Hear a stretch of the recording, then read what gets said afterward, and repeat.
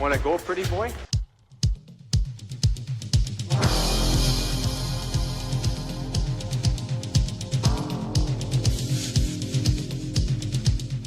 Two minutes by yourself and you feel shame, you know, and then you get free.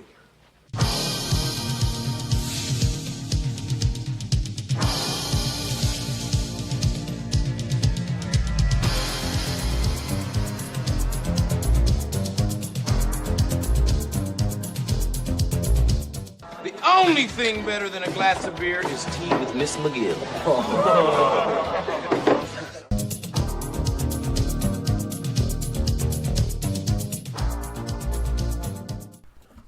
And welcome to the Fourth Line Voice Podcast. My name is Darren. Thank you very much for tuning in. Episode 463 of The Big Show, some enforcer-based podcasting coming at you, brought to you by the Hockey Podcast Network. How you guys doing? Oh, yes, Saturday afternoon. Just got home from work. Figured I'd put something out in the ether. So sit back and close your eyes and watch the sights and the sounds as they fly through the air. Yeah. Kids, what are we going to talk about today? Well, I got my notes here. A few signings, I have a list. The best fighters, somebody sent me, as people do, they send me lists, right? And they said, here's the link to it, don't open it. I haven't looked at it. It is apparently the best fighters from every team in history. I was like, oh, all right, well, they said I'd like the list, so all right, well, we're going to do that. So we're going to do the all-time best fighters for every team. Okay. I have some question and answers. All right, some questions. I haven't answered them yet. So I have some questions. That, too, was on a separate email. Because they said, if we sent some questions into you. That's the other thing. While I'm thinking about it, I always say email me at Hockey Fight. Don't send it. Oh, folks, it's a sad day. After, I don't know how long have I had my Hotmail account for? Decades. It crashed. I can't get into my Hotmail now. So, do not send to Hockey. It pisses me off, though. Hockey Fights at Hotmail. Damn it, that makes me bad that I don't have that. Send it to, here, it's a slow bit here. Because, nowadays, I think everybody's got like 10,000 emails, right? Email addresses. If you want, first of all, most people are on social media. If you're on social media and you want to get a hold of me, drop me go to my DMs are open, as the kids say. You can drop me a DM. But if you're not on social media, first of all, like as I always say, you're smarter than the rest of us. But you can actually send one to the fourthlinevoice@gmail.com. And like the number 4, TH, LINEVOICE, obviously. If I have to spell line voice to you, I don't want you to email me because you have other problems going on. But yes, fourthlinevoice@gmail.com if you would like to get a hold of me through email. This cat sent me a DM and was like, hey, if we, I kept saying email. They actually DM me everything, but they're like, they DM me and they were like, can we send you some questions or whatever, so I sent them my link to that Fourth Line Voice address. But, anyway, because they're like, we know the gimmick, you don't want to see the questions ahead of time, blah, blah, blah. Okay. So I have some questions that some cats, I don't know what the questions, obviously I don't know what the questions are. I haven't looked, but he didn't hint to me what they were. So we got some Q&A, and then I'm going to do our big list here of every tough guy. And, I've done so many lists on this show over 463 episodes that it's like, I get worried because I don't write shit down. Like, did I do that Carolina? Like, I don't remember what lists I've done, etc. So I don't know, maybe I'm doubling up and maybe we've done these lists before, or maybe it's a new list, or I know these cats have been with me from listening to most of my stuff, but they might have missed things, but whatever. We got new listeners, old listeners. We'll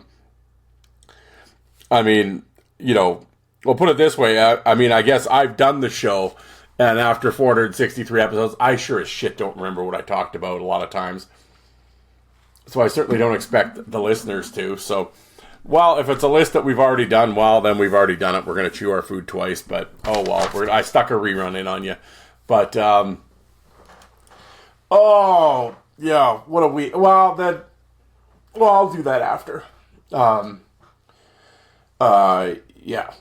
I'll talk. Yeah, my personal update I will do later. For now, well, as I said, member of the Hockey Podcast Network. I keep saying there's over 100 shows. Shit, there's probably 150 shows now because I see they've signed a whole bunch already for the new upcoming hockey season. So hundreds of shows at the Hockey Podcast Network. I am on the original content creator side. Myself, Joe Lazito of the Coliseum Chronicles, who does New York Islander-based podcast. Although he's kind of leaving the island here and there, and he'll interview other people. He's interviewed Matt Rutchney, Jay Caulfield, etc. Recently did the breakdown of their draft picks and stuff. Joe, I haven't talked to Joe for a while. I need to get on that. I was going to tell Joe, you need to reach out and touch me, but I don't, maybe I think I might have phrased that wrong. I don't know. We'll say I don't reach out and touch Joe. All right, well, that's where we are, folks. Coliseum Chronicles, Joe Lazito. What else? Oh, the Bruised and Battered show. Of course, the other show that I chime in on with my co-hosts Jay and Alec, the three of us. We take a look at current tough minor league hockey. We go out through all the different minor leagues and talk about things and rant away. I unfortunately was not able to do our last episode. We're on a bi-weekly schedule these days in the summer because what are you going to talk about in the summer? But, it's sort of like what I'm doing right now, struggling for things. But no, Jay and Alec, I have listened. You know what? It's actually really weird to go listen to your show. It was funny. I've been asked this a few times. I remember my brother asked me this too, but somebody said, "Do you listen to your own show?" And I was like, "No." And they started laughing. They're going like, "Yeah, right." And I said, "Well, why? I don't need to listen to it. I said it. I don't need to go back to listen to what I said." No, I've never listened to any show that I've done, to be honest. I've listened to my podcast before because I've had to go back and edit things now and again. So you got to go so I've got to listen to a couple minutes to find the spot or whatever, blah, blah, blah. Because something happened, I've had to go back and listen to bits and pieces. But no, I don't listen to my own podcast. Nor do I listen to the Bruised and Battered, like the Bruised and Battered show when we do it or anything. That's okay. I lied. That's not true. The only time I actually listen to the Bruised and Battered show, I will fast forward it to the interview because we always have the interview at the end. But a lot of times I don't do the interviews, like either Alec did them or because we're not all in on the phone call when the interview happens. So only one of us interviews a guy. And we all have done interviews with people and stuff. So if Alec or Jay do an interview with a guy, I will fast forward the episode to that interview and listen to it. But other than that, no, I don't listen to the whole show. And I certainly don't listen to the Fourth Line Boys. Like, I'm not going to go back and listen to this episode after I've recorded it. Again, I said it, so I don't need to hear it again. Yeah, it was weird. They're like, their reaction's always strange. Like they think I would listen. I'm like, no, I don't. So, yeah. Anyway, what was the point of this? I don't know. Oh no, my point was, so Jay and Alec did the last Bruised and Battered episode without me. So I am listening to that episode, the whole thing. I've only about 20 minutes. Oh, the two nerds are yapping about jerseys and shit right now. So they're both jersey collectors. So, Jay much more so. Well, Alec had an awesome collection and he ended up selling most. Oh, listening to him talk about the jerseys that he sold. Holy shit, dude.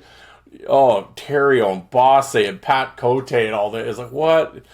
Man, it's a shame he sold all those. I know he's kicking himself, but, at the time you need the money and etc. But, yeah, he'll regret though. Well, he said it online that he's regretting. I think the biggest one that I can't believe. Well, the thing is, I'm not a jersey guy. I have a few jerseys, but I'm not a big jersey collector. At the time, I would have loved to have gotten into it because I think it would be pretty cool to have game-worn Enforcer jerseys. But at the time when it was really hopping, it was like way too expensive, and I certainly didn't have the extra income to be doing that. And but as the hobby's gone on here, and I've as I've gotten older, I now have some disposable income. But I just decided I'm not going to go down that road because it's just, at the end of the day, yeah, okay, you got a closet full of cool game-worn jerseys. Well, what the fuck are you going to do with game-worn jerseys, to be honest? I mean, you collect them and whatever, but it's like, are you going to do... I don't know. It was just like, what are you going to do with them, right? So, I guess there's that, but it was like, yeah, I don't know. But I've picked and choose. The one that I got that I'm really happy with, that I got a good deal on, air quote deal. And then it came up, it just fell in my lap one day, and I didn't go looking for it. I happened to be on Facebook, and I was in the Laval, I was want to call them the Chiefs, not the Chiefs anymore, the Patrollers, Facebook group. And the guy was in charge of selling the game used jerseys for that year. And it came up in my feed, and the post was like 2 minutes old, and he had a Brett Gallant jersey in there. And, and I was good price, and I was just like, And it was the last jersey the last fight that he was in, where he fought Donald Brashear. So I bought it. I got that jersey. That was my first purchase of a game-worn jersey, was the Brett Gallant Laval jersey. So, and it was pretty cool. I thought it was kind of a real cool, like, in terms of a fight history piece, because I'm a huge Brett Gallant fan, always have been. So to have the jersey that he fought Brashear in, I thought was pretty cool. And I got a picture for it, never get photo match it and shit. So I got a photo of the fight and everything. So that was pretty cool. Alec, if I had known he had some of these jerseys that he was selling, I remember him selling the jerseys at the time, but I wasn't really paying attention. I wish I had, because, he had a Link Gates Granby jersey. I'm like, now that one, I probably would have got off my wallet to buy, because, how many Link Gates jerseys are there out there? So, I think he said he had a Joel Terrio one, too, that you could have talked me into that one. But anyway...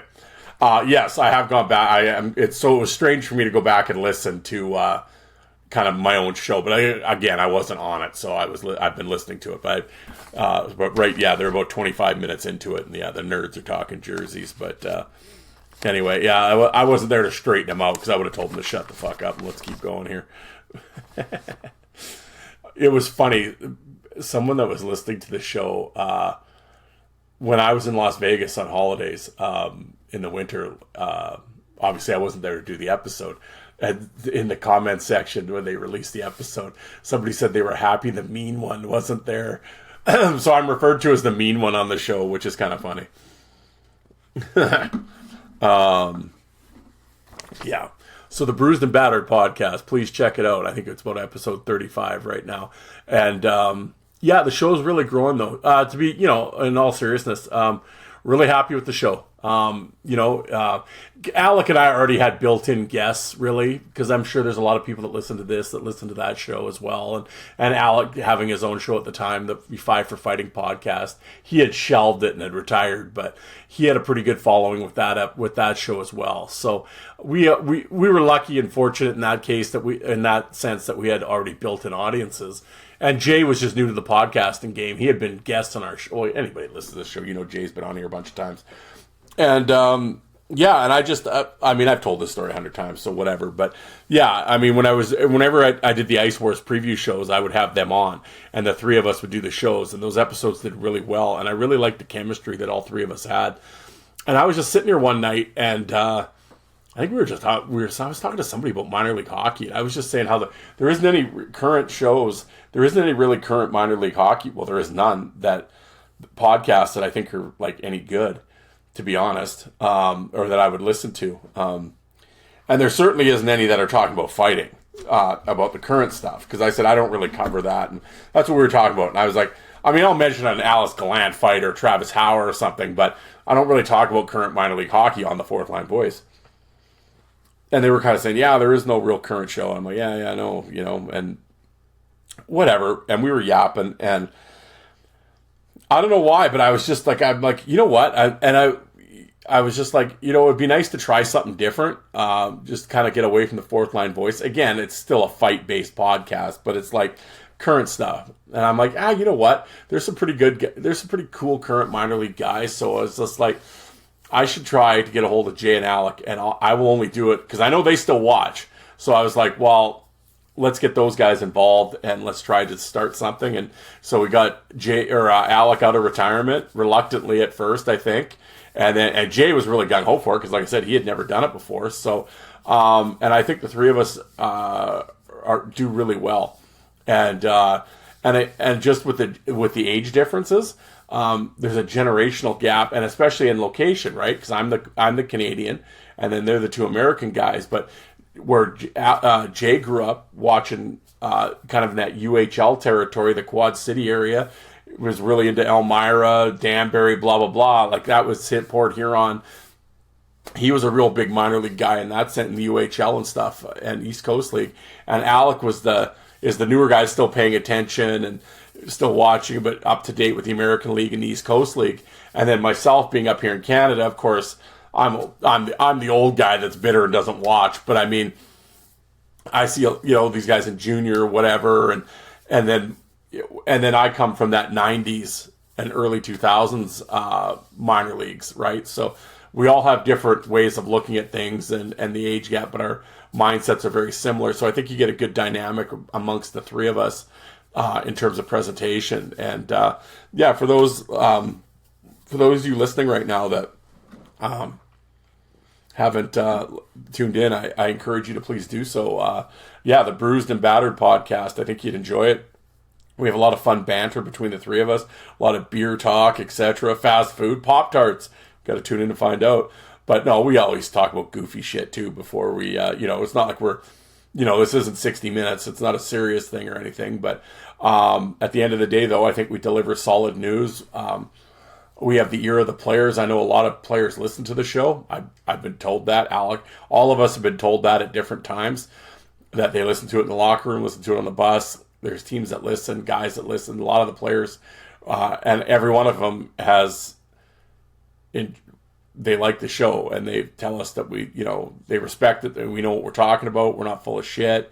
We're not doing goofy hot takes and all that bullshit. Like, no, we're just telling it like we see it, and we're always pro player, so we're always fair to the guys, and we're not their shit talking guys. Now, if they do something stupid, we'll call them on it. It's the same thing I say on here. I've never shit-talked the athlete, but if they do stupid shit, I'll call them on it. But at the same time, So I think we have the respect of the athletes, and we interview players for the most part. Most episodes we'll get guys. We'll have an interview at the end. It's just been a real good, it's been a real fun venture, and I'm really excited with the growth of the show. And once the season starts here, the new season, we have some cool stuff planned, and we've talked to some teams, and I think we're going to do some stuff with a few teams, and I think it could be a lot of fun. So I really hope you guys listen to this show, go and listen to that as well, and support the Bruised and Battered show, because I think we're doing some real cool stuff. I say I do 2 hockey podcasts. I don't watch hockey. It's pretty amazing, isn't it? But, so anyway, check out our social medias. Not only Bruised and Battered, we're on Instagram, Facebook, Twitter. But yeah, we're on there, so check that out. Please give us a follow. Also, Fourth Line Voice. Yes, I'm on Facebook and Instagram. I was going to say Twitter, but I'm pretty much non-existent on Twitter these days. So Facebook and Instagram. I'm trying to get into the Instagram, trying to get better. And then also my YouTube channel. And speaking of my YouTube, Fourth Line Voice on YouTube, I have about 4,500 subscribers. I have 2,500 fight videos on there.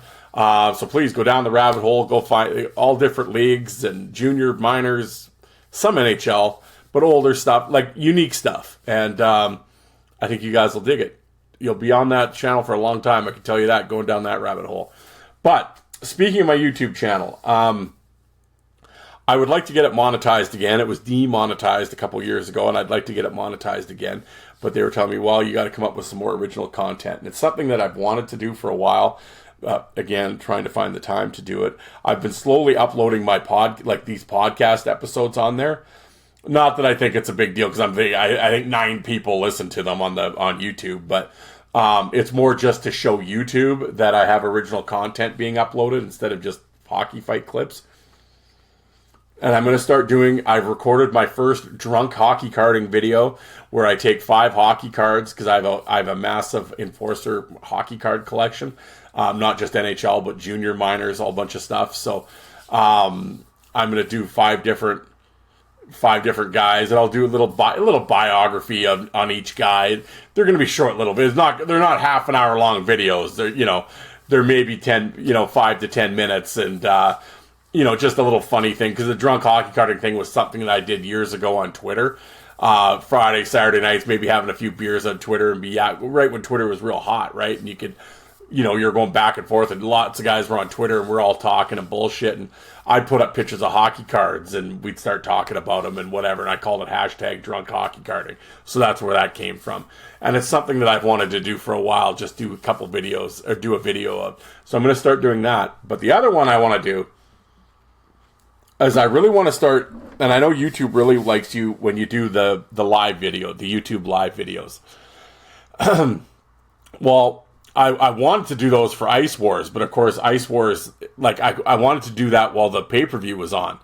While the show was on live, I wanted to do obviously I was in Edmonton to see that one, but when the show was in Michigan, I was hoping it was going to be live, and I was going to go on YouTube and do a YouTube live show while the event was on, and we could all kind of watch it together. I mean, you guys would have to go buy your own pay-per-views, but I mean, we could all sit there and watch and get in the chat together and just talk about it. I know Isha, my boy Isha, that brought me onto the Hockey Podcast Network years ago. It's called the City Life Project, and Isha's a massive MMA guy and kickboxing. And of course, every Friday and Saturday night, around the globe, there is an MMA pay-per-view somewhere. And he is into all of it, like K1 and I was gonna say Pride. Pride's not around. That tells you how much MMA I watch. But Bellator, is Bellator even around anymore? I don't think so. But he does UFC, of course. But I mean, he's into like the Japan ones, and like I don't know, One I think is one of them. Whatever. You MMA folks will know what I'm talking about. So while the event's on, of course, he's not showing it because that would be illegal. But but most of the people that would watch those shows, kind of whatever, they'll watch it and then tune into Isha's YouTube channel at the same time. And he's just doing not only just commentary, but he's just talking about the event while it's on. And then in the chat, he's talking to people. And it's just kind of a really cool interaction. And it got me thinking, that's what got me thinking about the Ice Wars, to do that with Ice Wars. But also, what I'm planning on doing, and I need to figure out how to do this because I've never done a YouTube live show. But what I want to do, because I have all these bloody fight DVDs sitting here, hundreds of them, basically do like a Friday night fights maybe. We'll pick a night, Friday or Saturday. What are the nights where people can fucking kind of drink and hang out? So Friday or whatever. Probably Friday, because it seems like Friday fights kind of rolls together. And I'm going to play one of my fight DVDs. And I'll have it on the screen so you can actually watch it with me at the same time. And then I'll just be sitting there talking about it. And we'll play a fight DVD, and you guys can watch the fight DVD, and I'll talk about the fights, and we'll just, we'll have the chat open, and people can yap in the chat, and we'll go back and forth. And I don't know, I think that would be fun. I mean, I'll try to play some cool stuff that maybe people haven't seen. So, I don't know. I'm just, obviously the first couple I can play, like, I have a whole bunch of, like, mixed DVDs, because I think that would be more fun instead of just, like, one topic, or, like, oh, here's the Rangers from '86, but I'll play, like, a mixed fight DVD. Most probably be NHL stuff, a lot of it, but I have some cool, mixing it up, or whatever they call it, whatever, drop, what was the one? The fried chicken DVD that Rob did. I can't remember, but it's a mixed one. It's got junior and minor and NHL fights on it, and new and old, and it was new in 2006. But yeah, I'll play one of those, and yeah, I mean, but I want to get it so, because I was asking Alec, I'm like, well, you guys would know. I said, is there a way I can play the DVD? And obviously, I want like people to watch it at the same time, so they can. I'm playing it so everyone can watch it. And then my head will be over in the corner, and I'll talk while it's on, and kind of do some play-by-play and give my 2 cents on the fight that we're watching, and then we'll have the chat going, and we can have people chatting, and I don't know, I think it would be fun on a Friday night. I don't know, maybe not. I mean, if it, do a couple, and if it sucks or no one cares, then I won't do them anymore, but I don't know, it's something to, something to think about, so look for that coming. So if you're on Facebook, or if you're on YouTube, please follow the Fourth Line Voice on YouTube. Please subscribe to the channel, and you will get notification about when I'm going to do that. I need to figure out, apparently I got to download a program or something. I don't know what we're going to do, because again, it's live, right? So yeah, I might have a practice run one night, and we'll see how it goes. But yeah, but stuff coming up. Anyway, well, as far as hockey news goes, I guess the biggest one right at the top, well, speaking of minor leagues, my boy AJ Galante is the new general manager of the Danbury Hat-Tricks of the Federal Pro League. So congratulations to AJ, back in the saddle. It was funny, I congratulated him, and he goes, "Shit, dude, I'm more worried now than when I was 17 running the Trashers." And I'm like, well, yeah, back then all we had was balls and ignorance, right? You know, when you're 17. But I laugh. He's GM for 1 minute, and his first signing is Jesse Swanson, 6'8", 260-pound enforcer. So I'm like, yeah, some things never change. So it'll be really interesting. I really wish AJ good luck in Danbury. Well, the Hat-Tricks will definitely be tougher, that's for sure. So, and Jesse Swanson, man, 21 years old, Saskatchewan kid. Big dude, man. I'm really interested. He played about 10, 12 games last year in the Fed, had a couple big wins fight-wise, but left because, well, they weren't paying him, so the team folded and everything else, so he headed home. But, Danbury ain't folding, that's for sure. So I'm really interested to see what he can do in a full season, and, yeah, really excited to see that. So, so congratulations to Jesse Swanson as well for signing with Danbury, and I think if he gets a chance to play and show what he can do a little bit, 6'8" and that big, I don't think he's going to be in the Federal League for long. I think he'd be getting moved up. You don't find guys that big. Speaking of guys that are that big, AJ Schlepp, who had fought in Edmonton at Ice Wars, 6'9", has signed with in the Federal League as well with the Monroe Moccasins. So that's going to be really interesting. Good luck to AJ. Yeah, man. Met him in Edmonton. Well, it's funny. He was actually training out in the ice in the afternoon with Spencer Kennedy, and I went out and introduced myself. And yeah, so I'm standing there in my flip-flops, and he's obviously on skates and stuff. Yeah, man, I'm like, holy, you need a ladder to hit this guy. Yeah, massive dude. So he had a great fight. He didn't get the W, but he had a great fight with Will Laporte, man. They beat the crap out of each other. So it was tremendous. But wow. And then speaking of the Ice Wars event in Edmonton, of course, I keep getting messages. They haven't released it yet. Yeah, I don't know what's going on. I heard the audio was corrupt and stuff. They didn't. They had trouble with the audio. I don't know. I'm like, well, then drop some music over it then, or whatever. I've actually said that I would if the audio is that bad and you got to basically overdub it or put audio in. I've said, well, let AJ and I do it. I can do it. I've done friggin' 500 fucking podcast episodes. I can talk. And I know the Ice Wars event like the back of my hand. I know the guys that were involved in the fights. I'm like, let AJ and I do the commentary on the overdub. I said, you need to put that episode, you need to put the show out. Because, I mean, the momentum you had from Michigan, which was good, it was solid. You could see it online on their Ice Wars YouTube channel. It had 30,000 views on the YouTube channel, which might not sound like a big deal, but it was on 5 other platforms as well.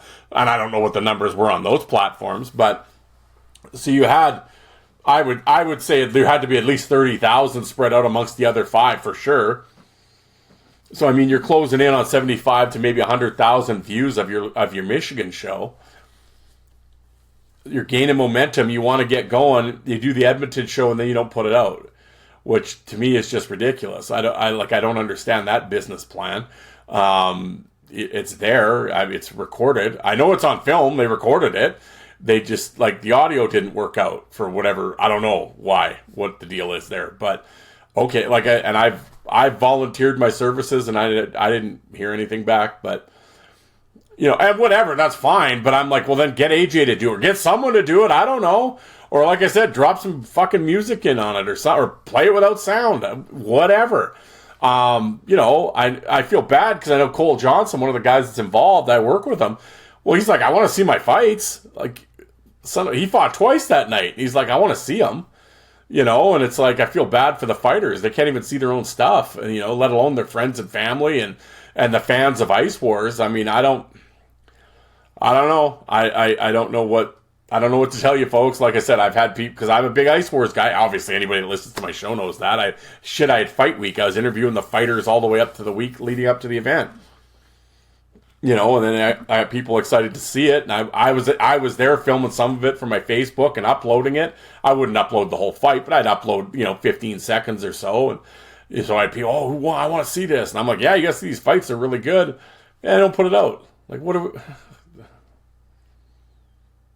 I don't understand. It's so frustrating. I just, from the sidelines, I'm just sitting there thinking, like, I don't know. Yeah, man, there's some things that Ice Wars, they get in their own way. I don't understand it.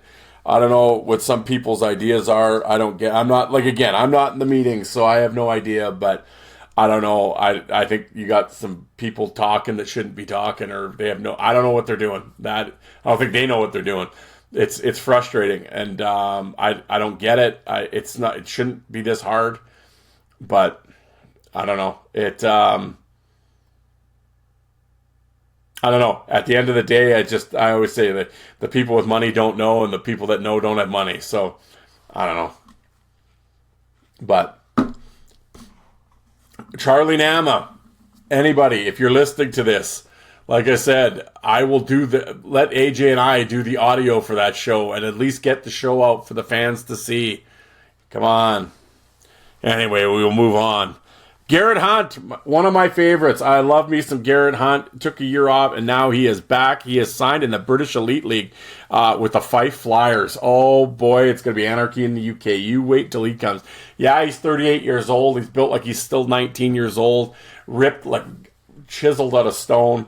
Garrett Hunt is going to fuck somebody up, I can tell you. Well, there ain't nobody over there that's going to fight him. The Elite League fuck me, that's softer than a Disney matinee, that league.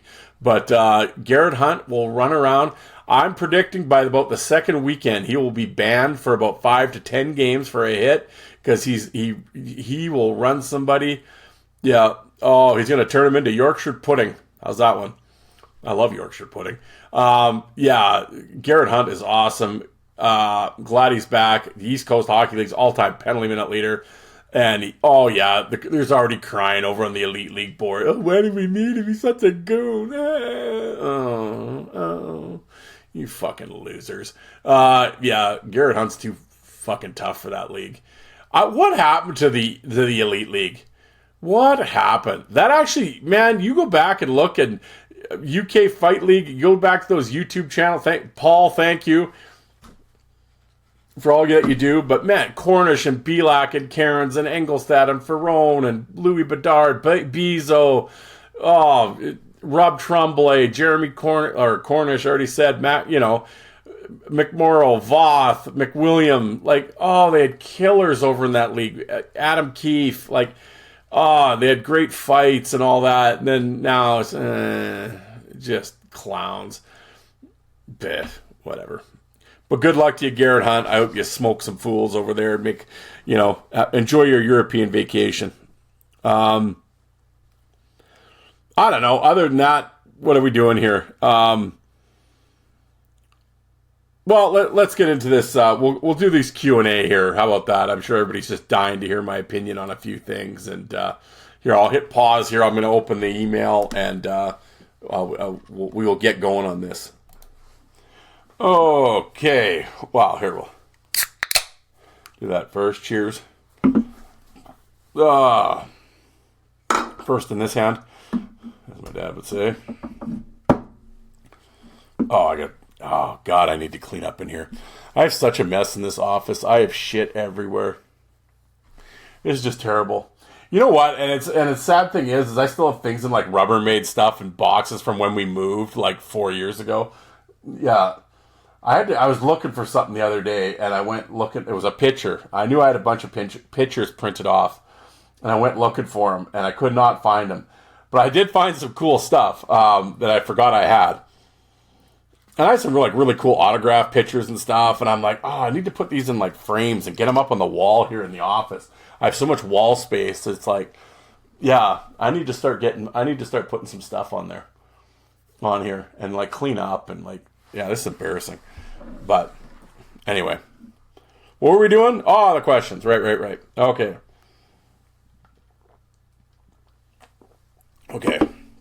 So I had a couple guys.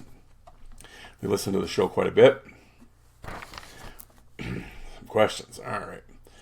Okay, so for like I always say, for the sake of the gimmick here, I do not look at the questions ahead of time. Same thing with the list. I'm discovering them with you guys, so you're getting my genuine reaction to things. And for those wrestling fans, those diehard wrestling fans, we're gonna call it in the ring. So here we go. We'll that popped Chris and Tim. I know for sure it did. List guy Tim, hope you're doing well out there.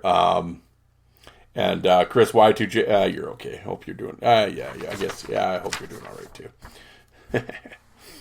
There's a character I gotta get both those jokers back on the show. Yeah, I really need to sync these ratings. You know, we need to go. We're already stepping over the bar. Now we got to start digging. But okay, questions. Here we go, Darren. Here's some questions for you, Q&A. I got a hold of you in the DM. Yes. Okay. So, yeah, the four of us were over there. We were watching the baseball game the other night. We said we're going to do some questions. Yeah, so these four characters, yeah, they're, I know their kid, the one guy coaches, their two kids played baseball, and they coach them. But yeah, they were at a baseball game, the four of them, and they were yapping about the Q&A. Yeah, all four of them listened to the show. Yeah. The two Daves, Kevin and Tim. Yeah, okay. Well, four of you, thank you very much for tuning in, guys. Kevin, I know I've actually talked to Kevin quite a bit privately on here. We were sharing pictures. Uh-huh. No, he actually sent me a really cool, it was a while ago. Kevin, what was that? It was a Gates picture, right? Yeah, he sent me a really cool Gates picture that I'd never seen. It was a black and white one. It was cool. Yeah, and he had an autograph signing that he was going to, that I had sent him a few 8x10s for. But yeah, no, those guys, I appreciate you listening. Thank you. Yes, and yeah, I got your email. Thank you, and I appreciate the kind words. But anyway, these four characters came up. They've sent me. I've done them before. They've done lists on here and stuff and whatever. These guys are always out golfing and doing road trips. I said, "Shit, you guys are doing all this shit, and and you're talking about my show. Holy shit, the conversation must be really lagging if you're talking about the fourth line voice." But I will do my best to answer your questions here. Okay, here we go. Question number 1. Alex and Jay to the jersey. Oh, there we go. Talking about jerseys. That's funny. Alex and Jay, what is your favorite game-worn jersey that you own? Well, like I said at the start, I'm not a real big game-worn guy. Certainly not like those guys. Like I have the Alex Gallant, or Brett Gallant, pardon me. The Brett Gallant Laval jersey that he fought for Sheeran, which is really cool. Alec, actually, a few years ago, was very nice enough. He actually sent me a Rocky Thompson. I don't know if it was game-worn, though. I believe it was game-issued. Panthers jersey, so that was really cool. I have that, and actually, speaking of Ice Wars, the very first event in 2005 in Prince George, the Black and Blue tournament, I actually that Dean Mayrad won. Dean was very nice and actually sent me his jersey that he wore when he won the event. So I have the one where the black and blue jersey that he won the event. So that's a pretty unique piece. I think that's cool. One of one, right? No, but honestly, probably the coolest game-worn jersey I have is my brother's jersey. When he played in the SJHL, and then he played in college. But yeah, both his SJHL, his Melville Millionaires jersey, and his college jersey. And yeah, I would say those are my favorite jerseys. I love the Melville one. It's the old school logo, and it's got obviously the fight strap and all that stuff, and got the captaincy and stuff. So yeah, so that would be my favorite jersey, game worn, that I have. My favorite piece of sports memorabilia. Yeah, I don't. Well, again, were you guys in my pocket? I think I was talking to Jay about this today, because that was one of the things I found when I was going through these boxes. Again, I'm not a real huge, I have autographed fight pictures, and I have little trinkety things that I've collected over the years, bobbleheads and mini sticks and that type of stuff. I have lots of that shit and game programs, blah, blah, blah. But I'm not a big, I got like Wayne Gretzky's autographed jockstrap and Mario Lemieux's fucking pair of gloves and I don't have anything like that.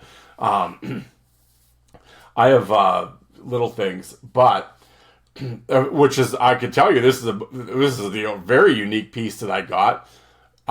Years ago, my friend Bob got it for me. Rest in peace, Bob. He was a banker in Florida. He worked at a bank in Florida, and Larry Robinson used to come in there because they lived in the area, and he had a bank account there. Obviously, him and his wife. And it was right around the time in Canada, our $1 coins, loonies.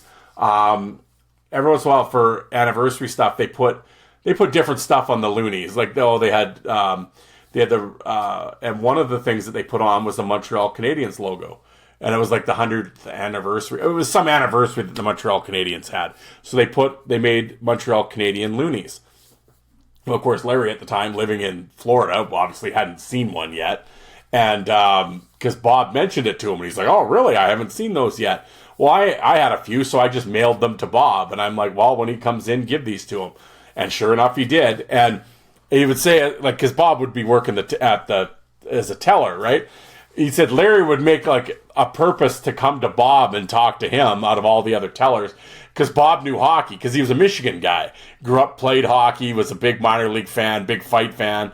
I wish Bob was still around. He would have loved this show.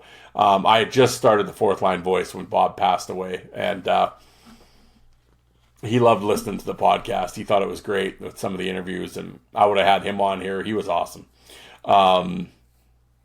He'd be so happy with the success that Detroit Lions had. Oh, I wanted the Lions to win it for Bob. He was a big Detroit Lions guy, and they were so bad when he was alive. Anyway, Larry would seek Bob out because in Florida at the time, Bob could actually talk hockey with him and knew what he was talking about, which was probably a rarity in the Florida banking community. But anyway, he gave Larry the loonies that with the Montreal, and Larry was all pumped. Oh, these are great. And I think Bob also got him like his fight. Not that Larry had a lot of fights, but I think he made Larry a fight DVD that had a bunch of Larry's fights on there and stuff, and he gave him that too. And Larry was really pumped with it. So anyway, to make a long story longer, at some point, Larry Robinson came in, and he gave Bob a couple of them Hockey Hall of Fame passes. And inside, when you open them up, it says the holder of this and a guest are entitled to a private tour of the Hockey Hall of Fame in Toronto, courtesy of a Hall of Fame member, Larry Robinson. And it was autographed by Larry Robinson. And Bob sent me one of those. So I have it. It's sitting right here. I have a picture. I have a private tour. If I ever get to Toronto, which we've been talking about forever, so we need to go down. We want to go in the summer to see some ball games. And, and of course, the Hockey Hall of Fame's right downtown where the Sky Dome is. So, Rogers Center, wherever the fuck it'll always be the Sky Dome to me. I want to go to a Blue Jay game and then check out the Hockey Hall of Fame. And I have a private tour, courtesy of Larry Robinson, with my pass. So my wife and I can go check that out. So that would be the coolest piece of sports memorabilia I have. That's pretty cool, eh? Like, yeah. How many people have those? No. Okay. Next question. You have a whole bunch of fight. You always go on about how many fight DVDs you have. What is the rarest footage that you have? Oh, how many fight DVDs do I have? They didn't ask that, but I'll tell you. How many? I have no idea. 1,000 probably.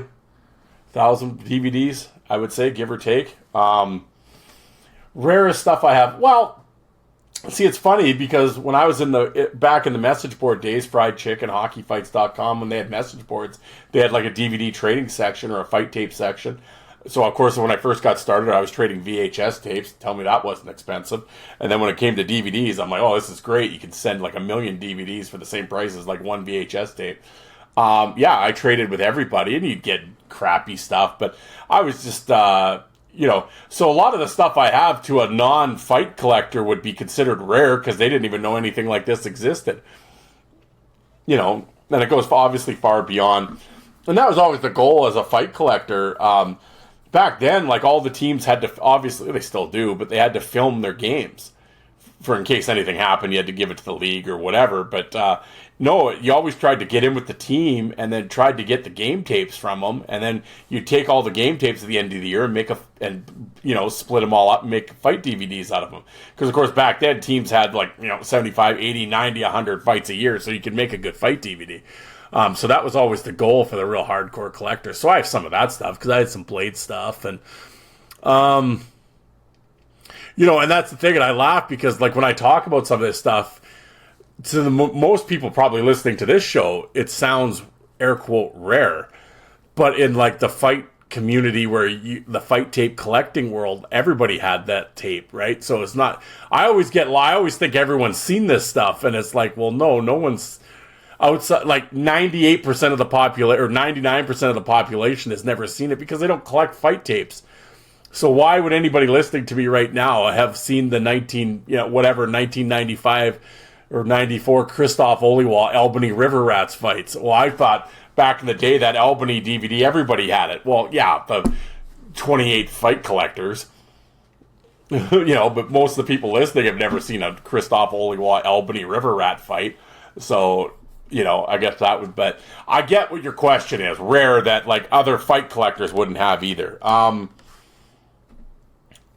Well, the one thing, and I did end up putting it on YouTube because I had a guy send it to me, was the famous fight that Tony Twist talks about in the Bad Boys books, where he drops Link Gates in the IHL because Link had really taken a round out of Tony in the Western Hockey League in junior, which lots of people have seen. It's on YouTube. It's on my YouTube channel.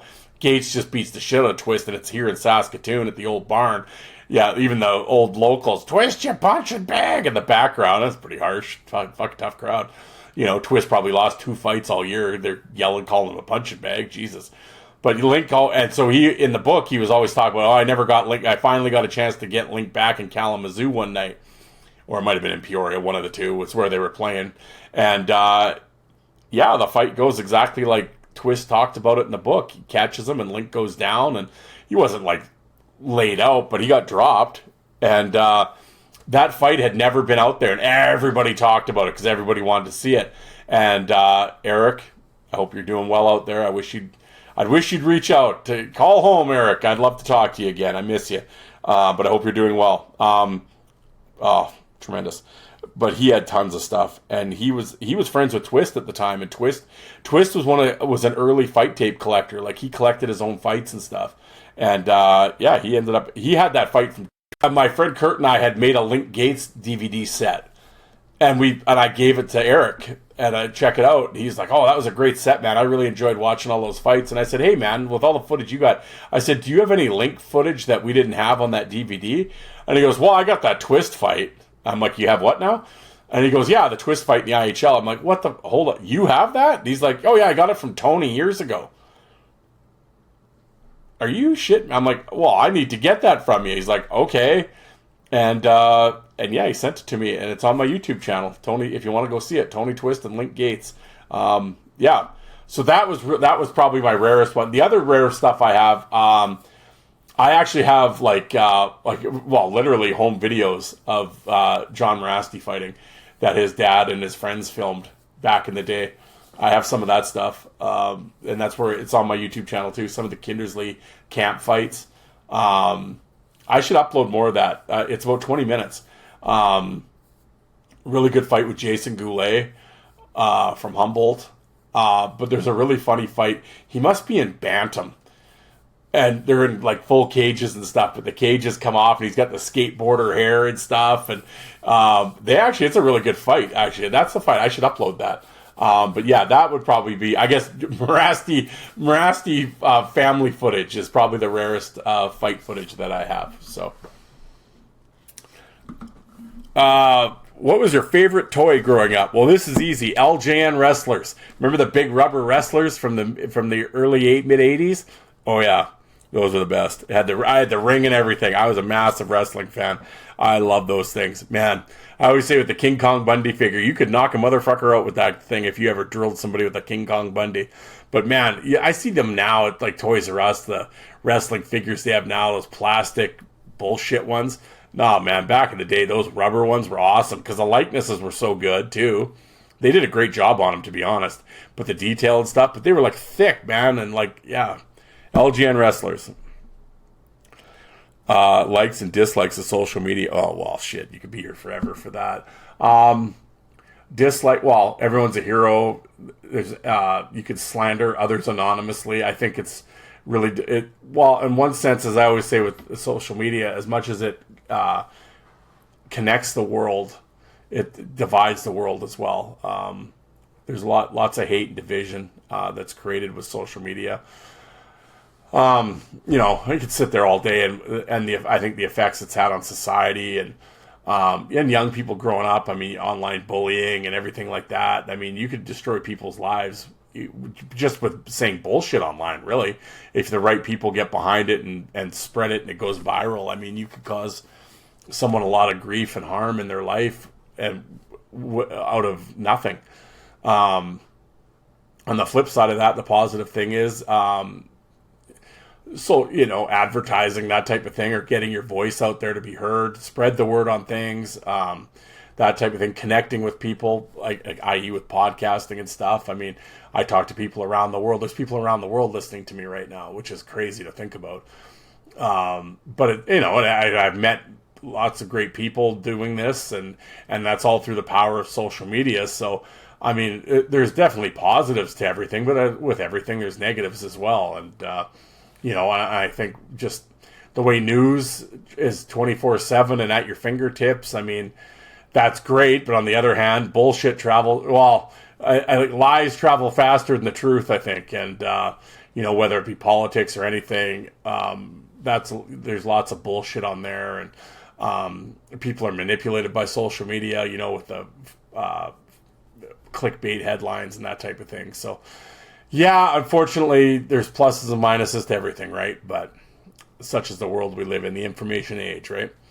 Well, okay, we'll tie that in with your likes and dislikes about content creation / podcasting. Well, I've talked about this before, but well, again, with the content creation, I think it's great. It gives people a platform to get for creativity. And like when I started this, no one was doing this at the time. And, you know, it gave me a creative outlet to come and talk to other like-minded fight fans and to share my thoughts and that, you know, whatever your space may be that you're creating podcasting, it gives people a voice and a place to share their opinions. So, you know, I think podcasting in the way, well, look at the biggest Joe Rogan and the Midas Touch and the Lincoln Project, etc. on, you know, Tucker Carlson, whatever it may be. You know, those platforms reach millions, and you know, it's kind of the new way to collect or to gather information or to get information. Whether, you know, now, you know, whether it's right or wrong. I mean, you know, we could debate that, but the messaging is out there, and it, you know, and it's in terms of podcasting, like I said, it you know, especially in the creative space, it's cool as a creator. And it's cool when you sit down and research, and you come up and create something and you put it out there, and people respond to it and that type of thing. Yeah, man, like I've said that 1,000 times on this, you know, I'm sitting here yelling out my basement right now, having a beer, and you know, there's someone in Finland listening, or someone in, you know, in the UK listening, or someone in Cochrane, Alberta, right? So that's mind blowing, and then they can get a hold of me, and we can have that back and forth. So, no, the creation, I love the creation of the space. I love that. Again, it's like anything, right? Though there's podcasts that are shitty, that I think are shitty, that spread shitty information, and no, it's not that they are saying things I don't like. That's whatever. That I'm sure I say shit people don't like on here. That's not what I mean. I just mean that they just create bullshit. Like, it's lying. It's just, and it's, yeah. So, but unfortunately that comes with the space, right? There's people that do that, and there's, you know, so, you know, and I think the other thing I don't like, well, I was going to say with social media in general, there's a lot of content thieves that really bugs me, that people do. Like, there's people that, like, their whole thing is they're reacting to things, and it's like, well, you didn't film any of this or whatever, but yet they, like I see on social media, like I see these Facebook groups and it's like, oh, all these great fights. We put all the best fights up, and I know they've taken the fights right off of my YouTube channel and they put it on their channel, and they don't give any. Well, Spit and Shiglets at one time was really bad for that, and I gave him shit a couple times, and I'm like, they use my fight clips from my Fourth Line Voice channel on their, and of course it's getting tens and hundreds of thousands of views, and I'm like, yeah, could you maybe say where you got the clip from? I don't mind that you used the clip, but could you say, hey, go to the Fourth Line Voice, that's where we got the clip from? Like, thanks, man. That's all I'm asking for, is give credit where credit, do you need, and I remember saying that to him, do you need to own everything? You didn't own, you even took my fucking watermark off of it. Like, it's just gross, right? They don't do that now. They're better now. And Mystic Curfew is really good too. Props to those guys. They always give the credit to where the video came from. But there's a lot of bullshit, like Facebook pages out there that just steal content from people, and then they're just better marketing people, I guess, and they get it out there, and everybody thinks that, oh, this channel's so great. Yeah, there's an original thought on that whole fucking channel. All they do is steal shit.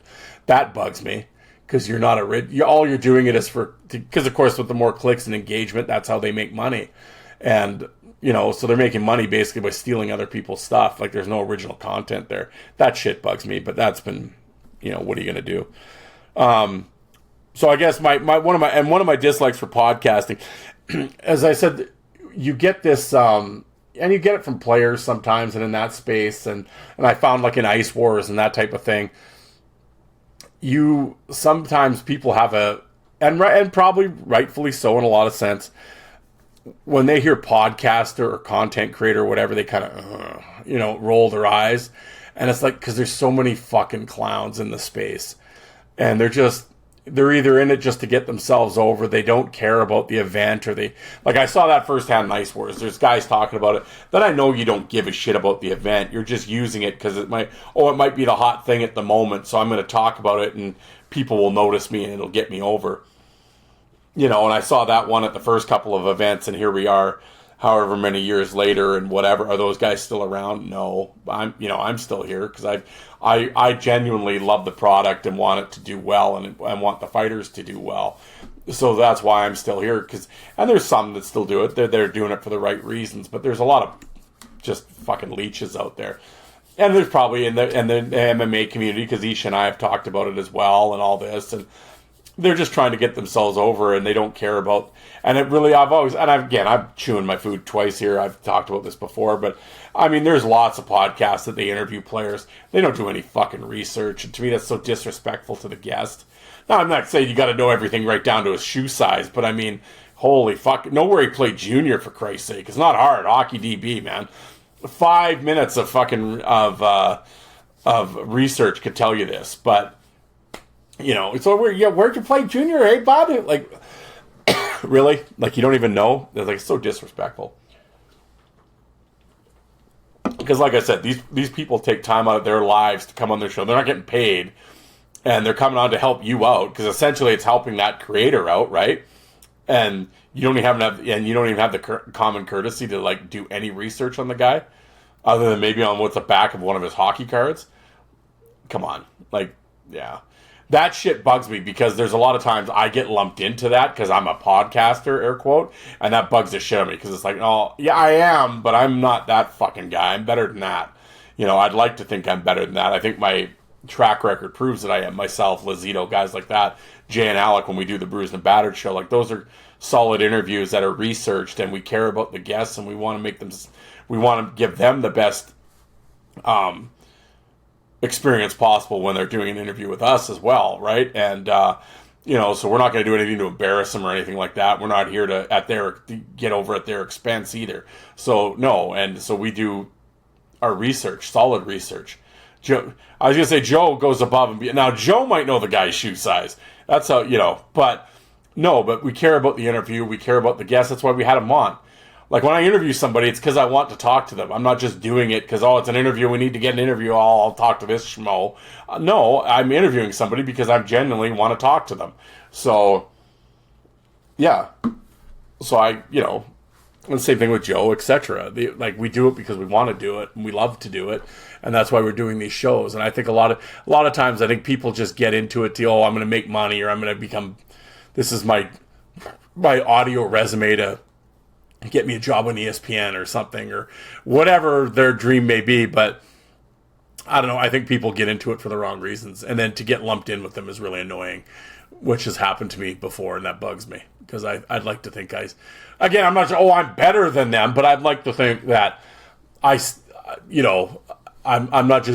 not doing this. I don't do this show to get me over.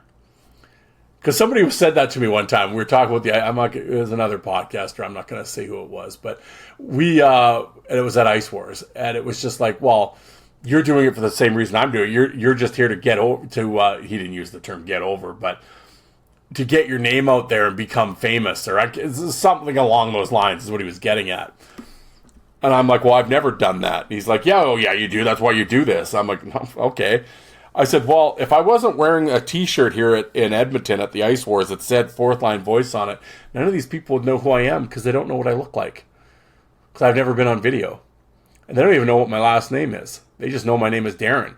Or they think my name is Darren. But that's all I've ever said. So I said, well, what do I look like? What's my last name? Well, he didn't. Well, what do I look like? He's staring at me. But I'm like, what's my last name? Well, I don't know. Yeah, exactly.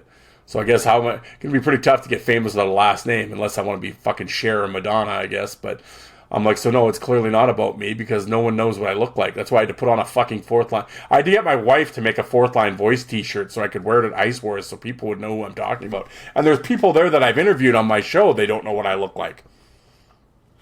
Because everything was just over the phone. They know what I look like now because I do Zoom calls, so they see me, but at the time, it's just all audio over the phone, so they don't need. So I'm meeting Dean Mayrad, and I've talked to him on the phone a million times, had him on the show twice. Same with Curtis Swanson, but they don't know what I look like. Well, Swanson knew what I looked like because he knew my private Facebook page. But I mean, Mayrad didn't know what I looked like until I had to walk up to introduce myself. So yeah, no, this show's never been about getting me over. Like I said, I'm a 50-year-old fucking city worker. My days of maybe making a run at the ESPN anchor desk are long over. So no, this show's not about me. Anyway, there you go. A couple quick hits. One, the favorite comic book, The Punisher. Favorite soft drink, Dr. Pepper. Favorite, I know you always talk about beer, but what's your favorite hard drink? Captain Morgan spiced rum and Diet Pepsi. Favorite beer, obviously Great Western, Saskatoon, brewed, owned and operated in Saskatoon, union made, local beer, Great Western Light. It's what I'm drinking right now. There you go. Thanks, guys, for the questions. A little quick Q&A. List. We're at the hour mark. I haven't got to the list yet. Holy shit! I thought this episode was going to be like 18 minutes. I'm sorry, folks. I've noticed I'm tended to be a little rambly today. Well, a lot. Yeah, I'll do the list first. Then I'll talk to you about what's going on. Okay. Men of Steel, each NHL team's toughest enforcer of all time by Kyle Nicholas, June 11th, 2011. All right. Well, this is a little old. What is this? The Bleacher Report? Is that what? Bleacher Report. Oh, well, I've done Bleacher Report lists before, so. Oh, boy. So, again, I have not looked at this list. We're going to start scrolling down. Let's see what we got here, folks. All right, so 2011. Here we go. Hockey team is composed more than just a bunch of guys who are trying to score and win games. Every team has an individual role which they are specialized to fill. While most of the household names are the high scorers, brilliant stick skills, there are also those who patrol the ice with a menacing physical presence. Enforcers. While a true enforcer is becoming rare in the modern NHL, the emphasis fewer penalties and more lineup depth. There will always be a place for the physical brutes who really know how to dish out the pain. It's not easy to have a job as an NHL enforcer, but the following 30 toughest nails guys all hold the distinction of being the grittiest, most fearsome enforcers in each of their team's history. Well, that's a hell of an opening. All right, well, I'm excited here. Here we go. The Anaheim Mighty Ducks. Dave Karpa. Well, we're off to a hot start. I mean, I like Dave Karpa, but I don't know if I don't know if he's the best enforcer in Anaheim history, but they got write-ups. Okay. Perhaps one of the most impressive things about the hard-nosed defense is that only 4 years of the Ducks, Cartman managed to earn the team's assistant captain position. Perhaps even more impressed how much time he spent in the penalty box. He spent 200 minutes in the penalty box 3 of his 4 years, including a 270 1995 campaign. To this day, 788 minutes as the Mighty Ducks stands as the highest in franchise history. Just goes to show sometimes the leaders have to drop the mitts too. All right. I have nothing wrong with. I have nothing against Dave Karpa. Yeah, he's just a one of the gritty blue liners that isn't around anymore. Like, but was he the toughest Anaheim Mighty? No, I think we'd have like Stu Grimson and McKenzie and guys like the Todd Ewan and guys like that. I think I would probably lean that way. But Dave Karpa. Well, all right, we're off to a hot start here with the Ducks. The Thrashers are on the list. Atlanta Thrashers. Jeff Odger. Oh, I'm reading it how they lost the Jeff Odger. Missed the S. Okay, I know it's very likely in less than a month that this team will no longer exist. Okay, there you go. However, for this time being, they haven't played in Winnipeg yet. That being said, Jeff Odgers is not much of a skill player. In fact, in his 12-year career, he's only managed 75 goals, with a high being 13 and 93-94. Well, that's pretty solid for a fourth-line guy with getting no power play time. 13 goals, pretty good, even strength numbers. But aside from rocking one of the best bits of facial hair in league history, he was an extremely respectable player serving as captain of the San Jose Sharks. He finished his career in Atlanta, where in just 3 seasons he'd rack up 532 minutes, career total of 2,300. To put in perspective, he spent a total of 39.4 of his 821 games in the sin bin. I love me some Jeff Odgers. In fact, I've had Jeff Odgers on the show. If you want to go back and check out the archives, I've had Jeff Odgers on. Great guy, nice guy, farms here in Saskatchewan. Spy Hill, Saskatchewan, as someone once said, it's the only hill in Saskatchewan. But yeah, Atlanta threat. Yeah, fucking A, Jeff Odgers. Jeff Odgers should be on every fucking list. I'm down with that. Boston Bruins. That's Terry O'Reilly. Yeah. Well, yeah. Well, it's hard, right? Because you got Jay Miller, you have Winsig, Jonathan. But yeah, it's Taz. I guess one of the honor goes out to be invited to the voice of the Simpsons, Terry O'Reilly's distinction. Happy Gilmore's favorite player. Bruins' entire 14-year career, racking up 2,000 minutes. But when he wasn't playing tough, he finished his career with 204 goals, including 4 seasons of 20 goals. Perhaps the best way to describe his style is instant 79 when a fan at Madison Square Garden stole another player's stick. O'Reilly scaled the board, charged into the stands. It's funny, everybody brings up Milbury in that one, though. Although Milbury did hit the guy with his shoe, which I still think is hilarious. And the guy fucking deserved it, so fuck him. I'm not sure there's more deserved than pummeling a fan for doing something stupid. The 8-game suspension O'Reilly received for the incident. It's funny that he got 8 games for it. Yeah, I love Terry O'Reilly. Can't argue with that pick. So far, we're 2 for 3. Buffalo Sabres, Rob Ray. Yeah. I mean, you get your old timers that would say Larry Playfair, which I wouldn't argue with that. I'm pretty sure probably the writer of this probably does not know who Larry Playfair is.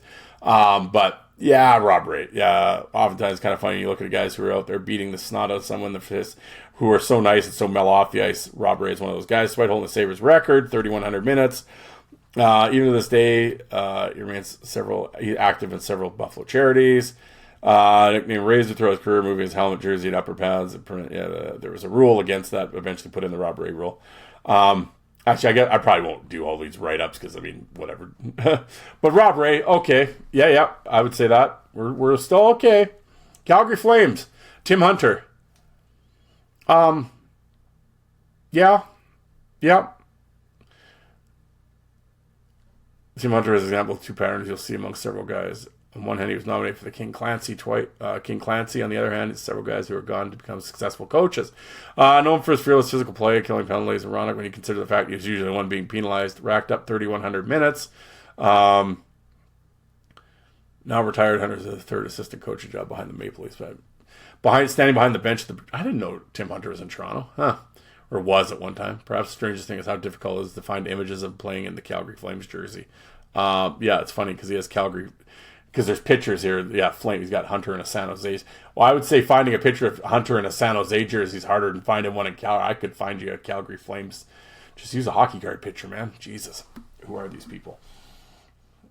There's a million pictures of Tim Hunter in a Flames uniform.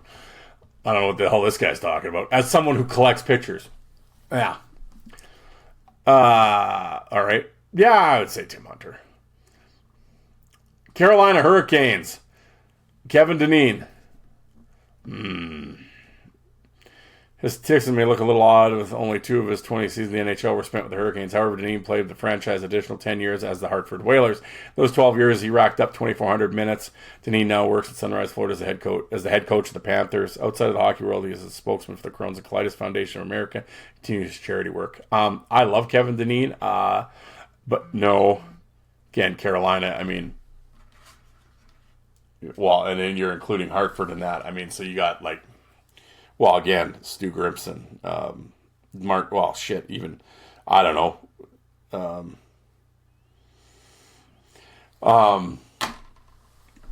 Sorry, I got distracted by my phone. Yeah, I mean Kevin Dineen, great power forward, great player. Yeah, I have nothing against Kevin Dineen. I'm a fan, but no, I wouldn't. No. Okay.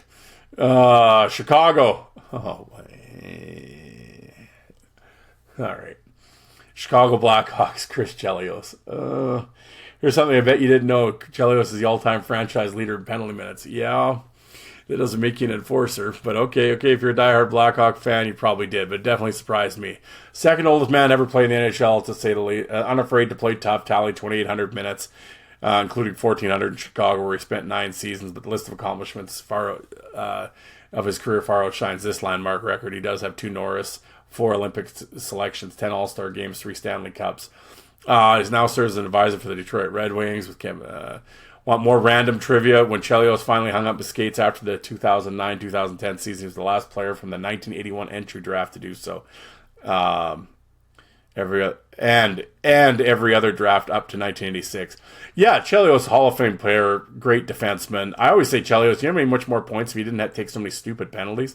Because he didn't have that many fights. I think we looked it up one time. How many did he have? 40?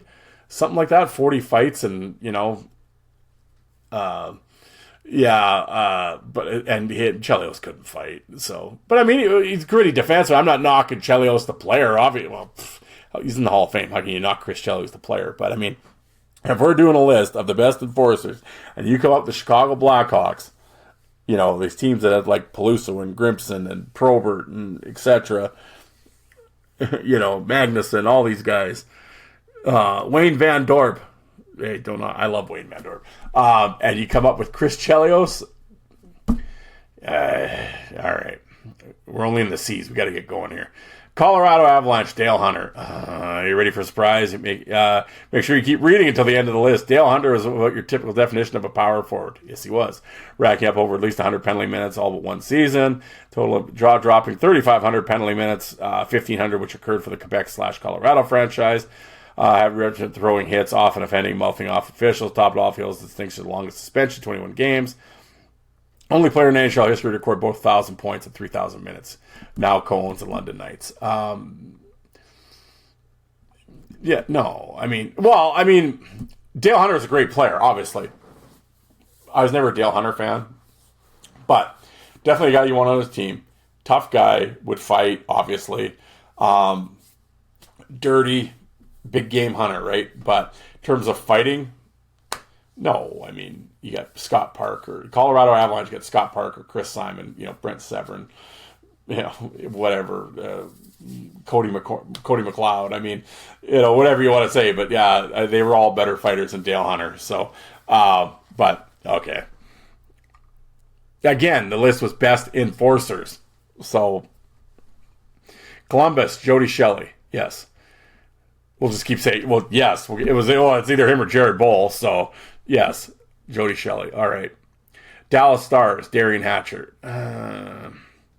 When NHL defense is coming at you full speed, lining up to hit, Brady Brees, the NHL stands 6'5", 230, and lines you up at full speed, you better have a last will and testament. Darian Hatcher has a reputation, big, mean, bone-crunching defenseman. In 11 years at Dallas, he only made the perennial playoff contender, earned captaincy in the leadership, 1,300 minutes, finished his career with 1,500 minutes.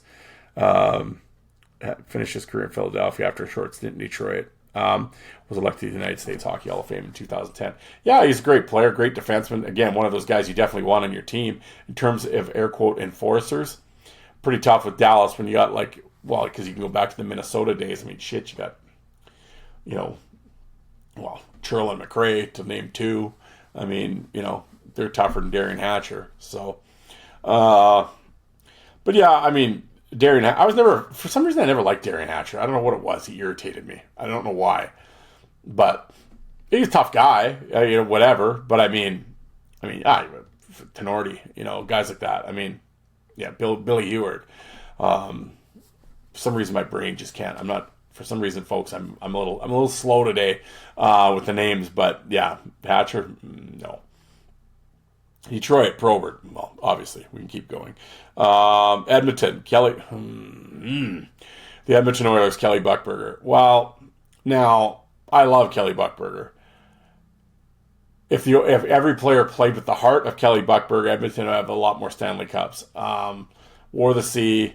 But when you have a team that employed like Semenko and Larocque and McSorley, yeah, we'll keep going. Anyway, I love random trivia. He's the last player to make his NHL debut in the Stanley Cup final, and was also the last remaining member of any of the Oilers' 5 Stanley Cup winning teams, staying with the Oilers until he was selected by Atlanta Thrashers in the expansion draft in '99. Well, that is an interesting stat. But yeah, old Kelly Buchberger. Florida Panthers, Paul Laus. Yes, him or Worrell, right? Basically, we'll keep going. LA. Oh, he used Marty in LA. Yeah, all right. I could see that. But Oilers, I would have picked Larocque, but okay. Minnesota, Bugard, obviously. Yes. Montreal, Chris Nyland. Yeah. Nashville, Jordan Tutu. Well, Nashville's interesting. I love Jordan Tutu. Nashville. Again, that was Grimson was there, wasn't he? I would have shook the list up. I would have put Pat Cote because I'm like that. New Jersey, Scott Stevens. Yeah. Yeah, well, that's like the same thing with Chelios. Oh, Stevens is a better fighter than Chelios was. But yeah, like he's a hitter, physical guy. Everyone knows Scott Stevens, Hall of Fame player. Everybody wants Scott Stevens on their team, of course. But drilling guys with body checks and stuff isn't. Well, I suppose. Well, okay. I guess to be devil's advocate here, that is an air quote. That is some form of enforcing. When Scott Stevens was on the ice, yeah, it would definitely make guys pay attention, and they would let up and pay. You'd be out there. His presence alone out there would keep guys on their toes. So that in a sense is enforcing for sure. But I'm going by actual fistic abilities. Stevens is okay. He was a better fighter when he was younger. In his New Jersey days, he really didn't fight that much, and when he did, he was like hanging on and stuff, and he was too valuable to fight at that point. And and getting older too. Like he didn't really need to fight, but there was probably some times that he should have when he didn't. But at the end of the day, he's the captain, first pairing defenseman. Do you really want him fighting these fourth liners? There's always that argument, because I know Domi likes to shit talk him all the time. Well, why is Scott Stevens going to fight Ty Domi? Seriously. Really. When you have Peluso and Randy McKay and those guys to do that, why is Stevens going to do it?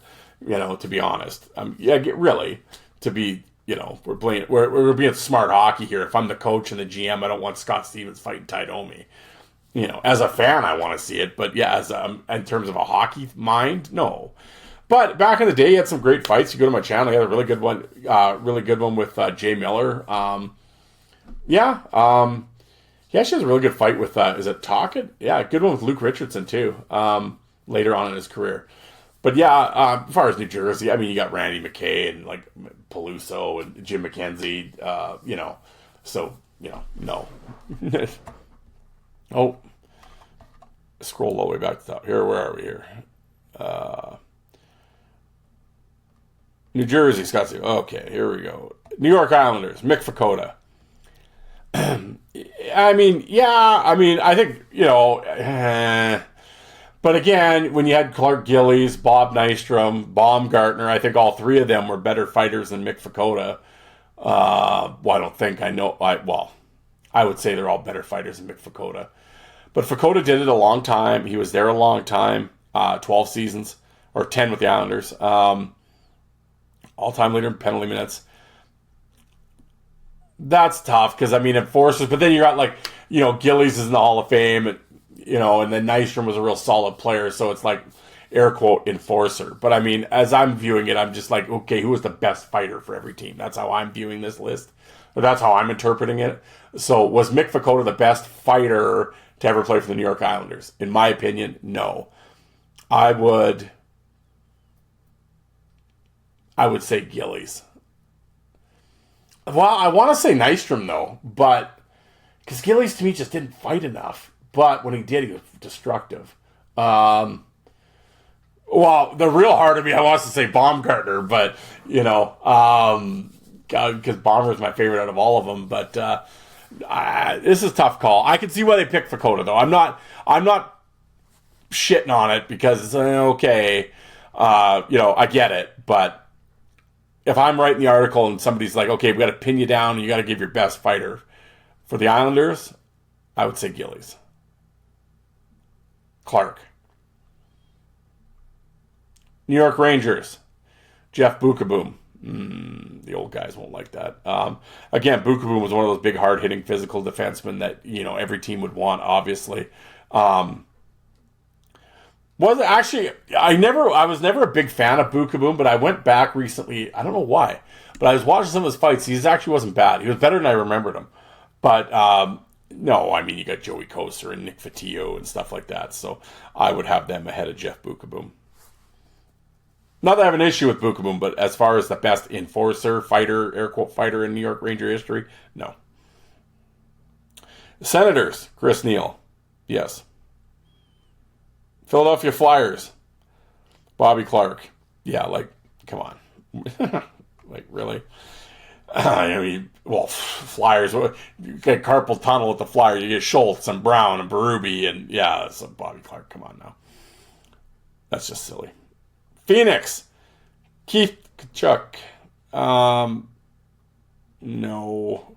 Great power forward, obviously, Hall of Fame player, blah, blah, blah, all that. The kids are great players, too. I don't know, who's in Phoenix? Jim McKenzie, right? Yeah, I don't know. Shit, I'd have Bissonnette in front of fucking Keith Tkachuk. He'd whip Tkachuk's ass. Yeah, no. Pittsburgh, Kevin Stevens. Oh, come on, Kevin Stevens. Fuck it, with the guy at 5 fights. Great player, 50-goal guy, 200 minutes with 1 fight or something. Although Pittsburgh, I mean, you got Paul Baxter, Goddard, Larocque, I mean, fuck. Gary Risling, hey, there's one for you. Mitch, I was going to say Mitch Wilson, but he didn't really play a lot of games in Pittsburgh. But fuck, even Barnaby. Like, Barnaby'd whip Kevin Stevens' ass, talk it, Kevin Stevens, come on now. San Jose, Owen Nolan. I love Owen Nolan. Great power forward. Again, great player. But in terms of their best fighter, San Jose, shit, you got Odgers and shit, Link Gates. Yeah, Scott Parker was there. I don't know. Fuck. Yeah, no, Owen Nolan. Come on now. St. Louis, Brian Sutter. The fucking tough guys on Twitter make this. Brian Sutter is a great player. But, you got Tony Twist, Jack Carlson, and Kelly Chase, and, Bob Gassoff and all that. You can call it Brian Sutter. Brian Sutter is a gritty motherfucker that would fight, though. Like, I'm not knocking the Sutters at all. So, no, he was badass, man. But in terms of air quote best fighter, no. But Brian Sutter was great. Tampa Bay, Chris Gratton. That's an interesting choice. Tampa Bay actually hasn't had a real big history of fighters, to be honest. But I mean, you have Andre Wazin and Konopka. Oh, Rudy Poshak. Brant Myers. How can I forget my boy Rudy, though? Rudy Poshak, the man that looked like he ran a 100-yard dash and a 90-yard gym. Love me some Rudy. I liked Chris Gratton, though. Underrated guy. Physical guy, but no. Toronto, Wendell Clark. Yeah, I'll give you Wendell. I mean, I don't know, when you got Tiger and Ty Domi and Wade Belak. Yeah, all right. But I mean, I love Wendell and whatever. So I'll ride you out with the Wendell Clark, but pretty tough to put him in front of Ty Domi. But all right. Vancouver, Tiger Williams. Well, I mean, when he's the all-time penalty minute leader, I guess you got to squeeze him in on the list. But and a great, way better player than I think people realize. Great power forward, like a 30-goal guy. But I mean, when you have Ojic and Brashear and guys like that, Wolfman McElhargy, stuff like that. Even Jason Struggle would have fucking beat the piss out of Tiger Williams. But I would put Brashear ahead of those guys. But all right, okay. Finally, the Washington Capitals, Dale Hunter. Well, okay, again. Oh, that's interesting. He's the only player in franchise. He's one of only 2 players in the record books right now to lead 2 different franchises in penalty minutes. Colorado/Quebec with 1,500 and Washington with 2,000. Name one instance of trivia time. Do you remember the other player to lead 2 different franchises in sin bin time? Probert, no. Probert would lead Detroit, but he wouldn't have led Chicago, I don't think. Well, how about Marty, though? I don't know if he played Edmonton long enough. This is a good trivia question. All-time penalty. Oh, Berube? No, because Talkett's the Flyer guy. Goddamn. Probert, I guess. Oh, Jeff Odgers, who leads both San Jose and Atlanta/Winnipeg franchises. Oh, okay.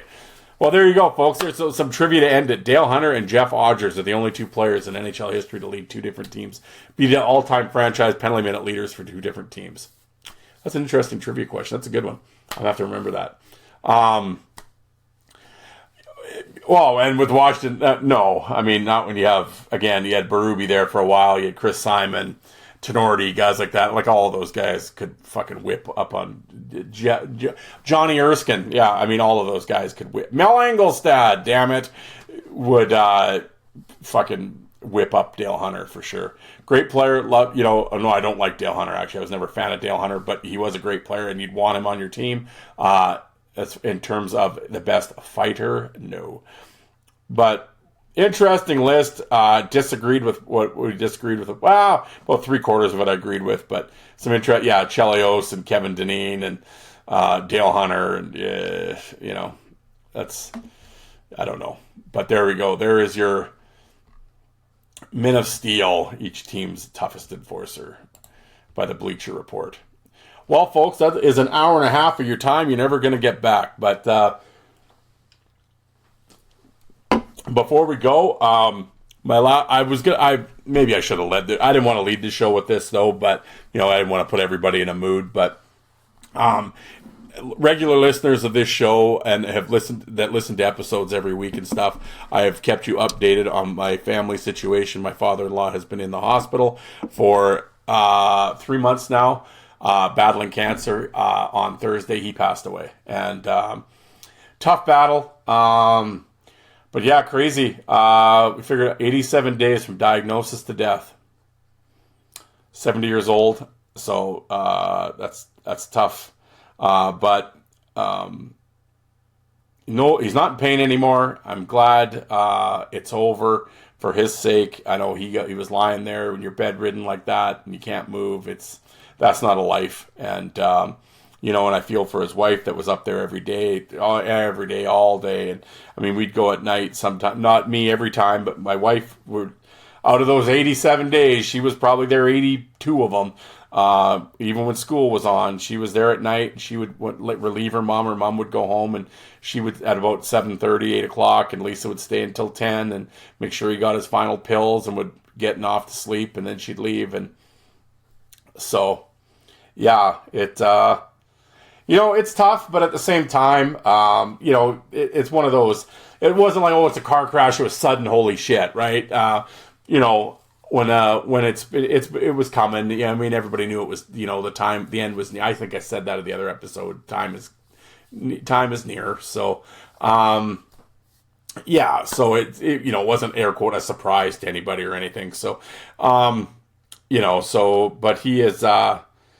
He went peacefully in his sleep, and so.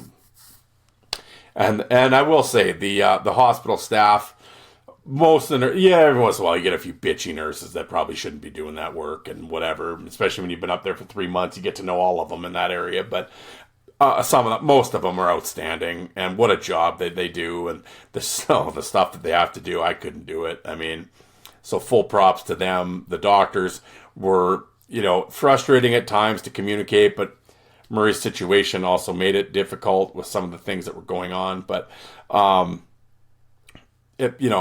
at the end of the day, can't say enough about the hospital staff at the Royal University. And, it was tough. And I mean, you always hear about the medical system and everything else. And there was definitely some cracks and flaws that you see after you're there that long. But at the same time, he had all the tests that he needed to get done. He had, I don't even want to know how many CAT scans and everything else. So, in terms of that, with the care that he received and there's no complaints. I mean, at some points it's just the cancer was a rare form and it was aggressive and it was just in a tough spot at the base of the spine, around the spine. So they couldn't operate because it was around major veins and it just wasn't feasible. So, it was just tough and it spread really quick. And, so like I said, 87 days, right? So, but I want to thank everybody, the people that listened to this show that reached out to me.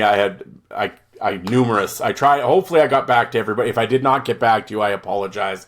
It was nothing personal. It was, you get so many and everything's just kind of a whirlwind at the time because now you're making funeral plans and, I have to do the eulogy. I'm doing the eulogy. That'll be, well, I mean, no one ever looks forward to doing a eulogy, right? So I've done I've emceed many weddings. And I do a podcast. I'm used to speaking, and I don't have a problem public speaking, but never done a eulogy before, thankfully. And I'm not looking forward to doing it. So, but I kind of knew no one else in the room wanted to do it when we were discussing it at the farm the other night when everybody was there making plans and when's the funeral going to be, etc. And, dotting I's and crossing T's. But when the eulogy part came up, it was sort of the room was quiet. The room got pretty quiet, and I could tell no one really wanted to do it. So I was just like, well, I can. So, but I think my other brother-in-law is going to help me out with it. So, and I believe one of the sisters is going to be up there as well. So, but yeah, so Thursday is going to be a tough day. But so for this week coming up, a lot, I still got to work and stuff, but be taking, Wednesday, Thursday, Friday off, probably the 3 days. And, because there's family obviously coming into town, et cetera. And just help out and be there for the family and, whatever I can do. So, in saying all that, there probably will not be an episode next week. I'm just letting everybody know. In fact, I can tell you there won't be an episode next week. But after that, I mean, it's like one of those things, right? I mean, everyone listen, everyone has dealt with death in their life. You just gotta, your life continues, right? And time marches on and, life continues, right? So you gotta dust yourself off and, there's gonna be some tough times, but, there'll be a lot of tears, but,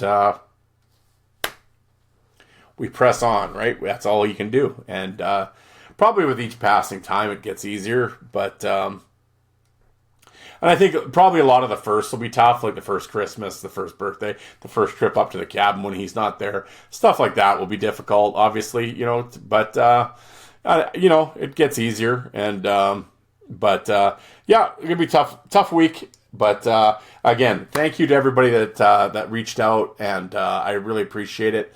And, anyway, I didn't want to start the show with that because it's like, it's kind of, nobody wants to hear about that. But, so I was like, I'll give you some content first and ramble on and then we'll talk about this. But, again, thank you to everybody. Well, if you go back to the question about podcasting, that is one of the wonderful things about doing this podcasting and content creation is the people I get to meet and the listeners that listen. And the friendships that I've literally created through this show, that I've developed through this show and through social media. Alec and Jay, the two guys I do the show with, I didn't know them personally. I met them online. So yeah, so that, and everybody that's reached out to me is online, air quote, friends. So yeah, so there is one of the good things, great things about social media and podcasting is to be able to reach out and touch you guys and be part of your life. Well, that sounds so corny, but it's true, to be part of your life. Like I get messages all the time from people that, oh, every Saturday or every Monday on my way to work, I listen to your show, or when I'm on the treadmill, I listen to your show, and and it's become a part. And after, how long have I done this for? 6 years. I've become a regular sort of, 463 episodes every week. I've become a staple in their routine, and which is cool, and honestly, that is something that I take seriously, that people listen to my show, and I want to give you, I try to give you at the moment when I'm recording, I am trying to give you the best that I can give you. And, we find funny lists. I think I've done some really great interviews. Right now it's a time thing. I don't have time, especially in the summer. And then now with everything going on too, it's been real tough. So, but I plan on, coming back in the fall and the winter here, taking some more time for myself for the show, and, amping things up a little bit. I actually think on that YouTube channel, I really think the fight DVD watch along, I think, will be really fun. If I can figure out how to do it and do it the way in my mind how I'm envisioning it, I think it would be a lot of fun on Friday nights to watch old hockey fights and drink some beers and just bullshit with the guys in the chat, and and maybe with Zoom and stuff, I can get guys in on the show too, and we can all sit there and do it. I think that would be really fun. And actually and then to further that, maybe get the player on. Get him on to watch his own fight DVD. Oh shit, I just thought of that actually. That would be really cool, to get a player on to watch his own fights and this guy, that motherfucker, this is when he hit me in the face with a stick, and I'm like, yeah, we're going. And I think that would be really cool. So yeah, I think there could be a lot of cool stuff done that way with the show that I'd really like to branch off and do. And it's just, everything just comes down to time. And in the summer, I just don't have it, because especially July and August is my busiest time. So that is much more of a kind of a November, December, January type thing. So, but please follow me on the socials, and I will keep you guys all updated. But yeah. There we go, folks. Episode 463 is in the books. And thank you very much for tuning in. As I always say, there's a million podcasts to listen to. The fact that you chose to listen to this one, I do greatly appreciate it. And I appreciate all my longtime listeners and for reaching out and always communicating. And please, like I said, follow me on Facebook, Instagram, email me, fourthlinevoice@gmail.com. Yes, there we go, folks. All right, everybody, have a good work week, and probably will not talk to you this next week, but I will be back soon, and we will talk. Thanks, everybody.